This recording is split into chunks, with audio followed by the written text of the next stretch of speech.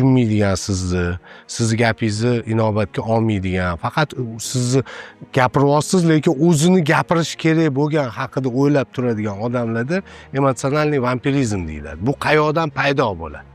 Emotsionalniy vampirizm ko'p holatlarda bolaligidan uni eshitishmagan bo'lsa ota-onasi, uni gapini qadrlashmagan bo'lsa, uni nabarot teskarisi ota-ona faqat gapirishgan, bola eshitishga majbur bo'lib katta bo'lgan bo'lsa, keyinchalik bu bola meni ham eshitsin degan ehtiyoj bilan katta bo'ladi-da, keyin boshqalarning yonida to'g'ri-noto'g'ri, kerak emas bo'lgan mavzularni ko'tarib gapiraveradi.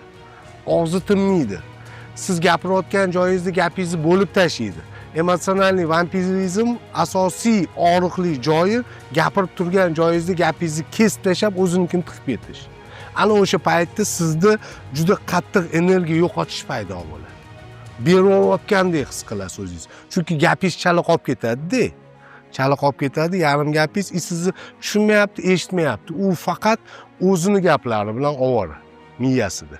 Va unaqalar jamiyatga kirib qolsa, unaqa jamiyatdagilar ham o'zini olib qochishni boshlaydi. Faqat gapiradigan, lekin tinglashni bilmaydigan odamlar. Bularni bolaligida eshitishmagan.